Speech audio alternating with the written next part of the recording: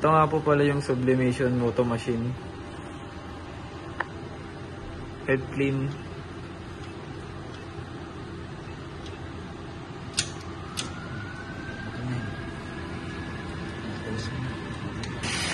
Nozzle check po.